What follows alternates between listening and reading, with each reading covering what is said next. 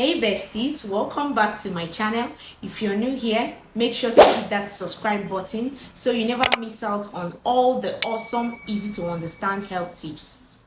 Now, today we are talking about something you've probably seen or heard at some point, which is injections. Yup, those little pricks that can either help us stay healthy or treat various conditions.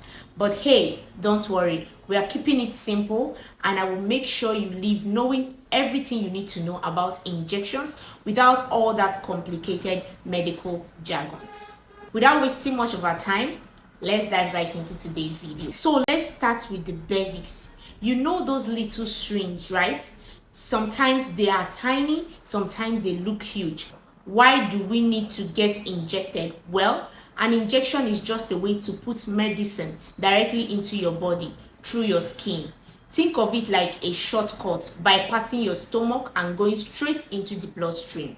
It's pretty efficient and works faster than taking a pill. Cool, right? Okay, let's talk about the different types of injections. There are three main ones and each one does its job a little differently.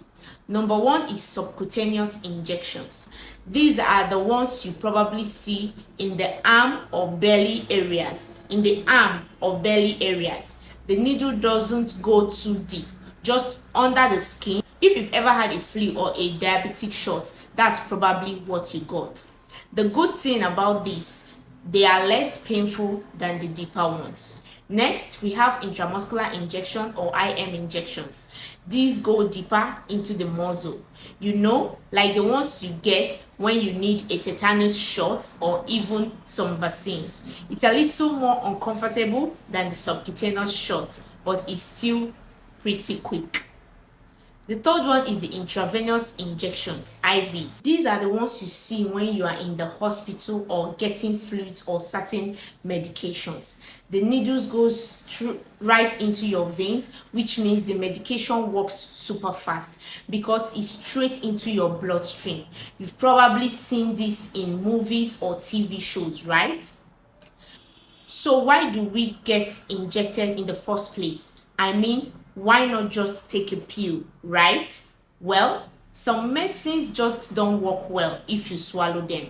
For example, if you're getting insulin for diabetes, it needs to go directly into your bloodstream to work properly.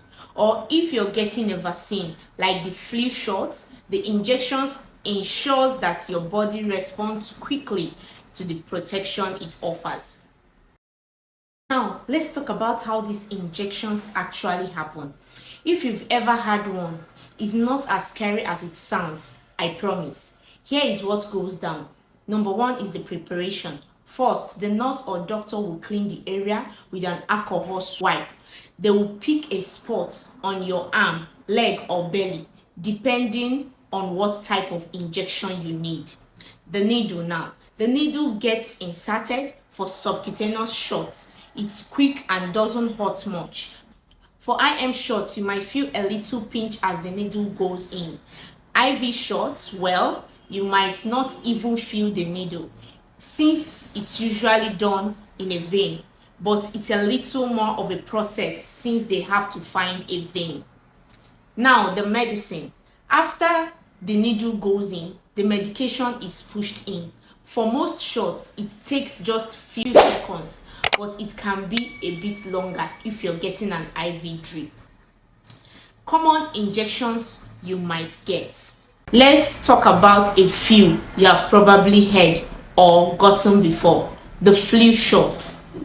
One of the most common is a vaccine that protects you from flu viruses. You probably get it every year if you are keeping up with your health.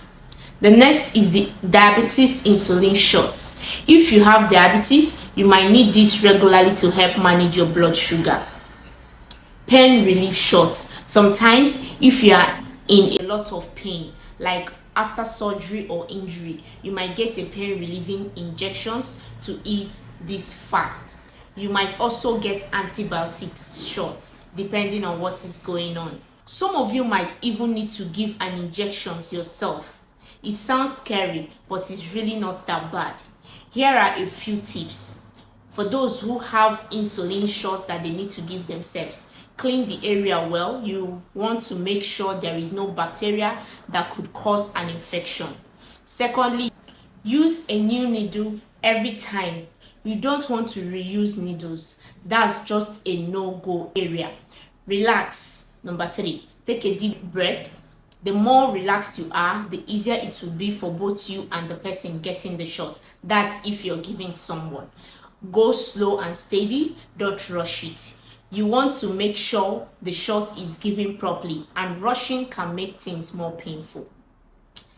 So that is a wrap on injections. Not as bad as you thought, right?